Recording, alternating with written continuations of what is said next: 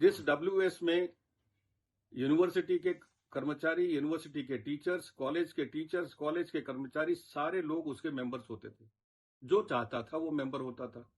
और रिटायरमेंट के समय में सबको बाध्य किया जाता था कि डब्ल्यूएस का मेंबरशिप आपको लेना ही लेना है, नहीं तो आपका रिएम्बर्समेंट, मेडिकल रिएम्बर्समेंट ढंग से नहीं हो पाएगा। और सारे लोग लेते थे। आज एक गहरी चाल के तहत लोग अपना इलाज भी कराते थे जाकर के डब्ल्यूएस में। आज एक गहरी चाल के तहत कॉलेज टीचर्स को, कॉलेज कर्मचारियों को, जिनका कंट्रीब्यूशन आज के तारीख में भी वो देते हैं, उनको उसके मेंबरशिप से बेदखल कर दिया गया है। जो बहुत सदियों से, बहुत सालों से लोग आज डब्ल्यूएस में जाते हैं, उनको वापस कर दिया जाता है। उनका हेल्थ केयर, उनका जांच पड़ताल, उनको दवाई नहीं मिलती है। ये दवाई के बारे में मैं आपको बताना चाहता हूं। हमने डूटा के नीचे, मैं खुद डूटा प्रेसिडेंट था, मैंने खुद प्रयास करके एक सुपर बाजार का हेल्थ फार्मेसी को वहां पर लेकर के आए थे। प्रयास के बाद लेकर के आए थे ताकि कोई भी मेडिसिन जो डब्ल्यूएस में नहीं मिलता है वो वहां मिलेगा, अपना कार्ड दिखाएगा और उसको एक नया पैसा का पेमेंट करने की जरूरत नहीं है, वो घर में लेकर के जाएगा सारी दवाई। इन सारा चीजों से वो डब्ल्यूएस का जो सुपर बाजार था उसको इन्होंने खत्म कर दिया, उसको इन्होंने डीलिंग करवा दिया। अब कॉलेज टीचर्स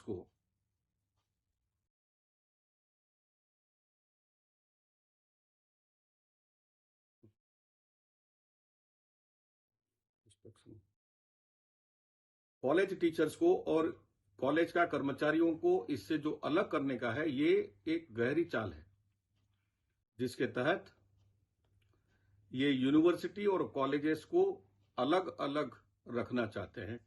ये जो न्यू एजुकेशन पॉलिसी का हिस्सा है।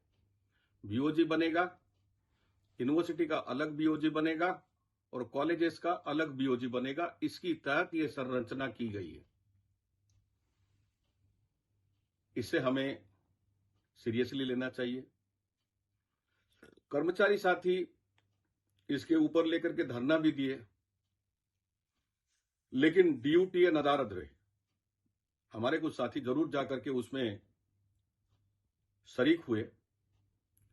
एग्जीक्यूटिव काउंसिल में सीमा दास और राजपाल सिंह पवार, जो हमारा यूनिवर्सिटी कोर्ट से मेंबर हैं, इन दोनों ने वेल में जाकर के बैठे। उन्होंने जाकर के ये प्रेशराइज किया कि डब्ल्यूएस का मेंबरशिप से कॉलेज टीचर्स और कॉलेज का जो कर्मचारियों को बेदखल नहीं किया जाना चाहिए, उन सबको रखना चाहिए। लेकिन ये सरकारी तंत्र के इशारे पर ये सब कार्य हो रहा है और इसका दूरगामी परिणाम होगा। आज अगर आप देखते हैं, हेल्थ स्कीम इससे डिलापिटेड स्टेट में कभी नहीं था। ये बात काफी पर्सनल भी है।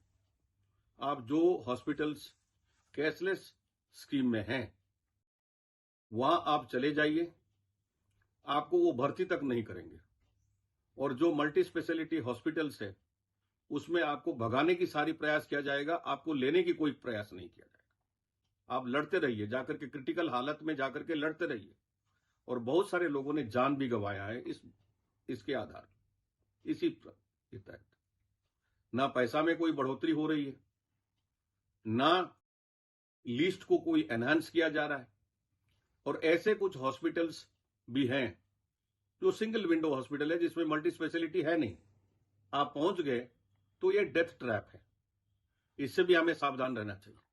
हम सब लोगों को मिलकर के हेल्थ स्कीम को तंदुरुस्त अगर नहीं करते हैं, दिल्ली जैसे शहर में हमारा हालत, और जैसे जैसे महामारी, जैसे जैसे बीमारियों का सामना हम कर रहे हैं, आज कोविड के दौरान जो कुछ हुआ, कोविड के उपरांत जो कुछ हो रहा है, lungs problem, health problem, heart problem, हर एक टीचर को, कर्मचारियों को दिखाई देता है। ऐसे अवस्था में जब वो जाते हैं तो अपने आप को बेसहारा पाते हैं।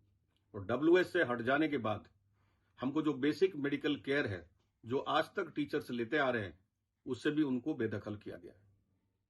जरूरत है एक कॉम्प्रिहेंसिव मेडिकल स्कीम का, एक इंश्योरेंस पॉलिसी का, जिसका शुरुआत मेरे डूटा प्रेसिडेंटशिप में एक कमेटी बना करके हमने किया था, ताकि इंश्योरेंस बेस्ड मेडिकल केयर होना चाहिए।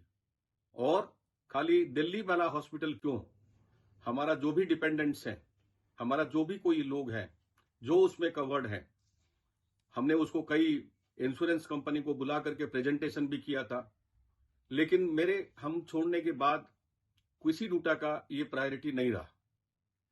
वो बड़ी बड़ी बातें तो करते हैं, लेकिन कार्य के ऊपर कुछ नहीं करते और धोखा ही धोखा देते हैं। आज जरूरत है एक इंश्योरेंस बेस्ड मेडिकल स्कीम का, खाली दिल्ली में नहीं, जो हमने लिया था 200 बेस्ट हॉस्पिटल्स हिंदुस्तान का उसमें कवर होना चाहिए। हाँ, ट्रांसपोर्टेशन आप मत दीजिए, लेकिन कोई अगर आप दिखाना चाहता है जाकर के अपोलो चेन्नई में, तो स्वतंत्र रहे कि वो दिखा सकता है। अगर कोई आई का ट्रीटमेंट कराना चाहता है शंकर नेत्रालय से, वो करा सकता है। कोई अगर और भी कोई ट्रीटमेंट है, मुंबई में जाना चाहता है, कहीं भी जाना चाहता है, वो जा सकता है। अगर हम कॉम्प्रिहेंसिव मेडिकल स्कीम और इंश्योरेंस बेस्ड मेडिकल स्कीम को अगर इंप्लीमेंट करेंगे तभी राहत मिलेगा। लेकिन तब तक हमारा जो WS का जो फैसिलिटी था, उससे भी जो बेदखल किया गया है, इससे ये दुखद और शर्मनाक बात है कॉलेज टीचर्स के लिए, कॉलेज कर्मचारियों के लिए। और डूटा का खामोशी ज्यादा सताती है ऐसे समय में।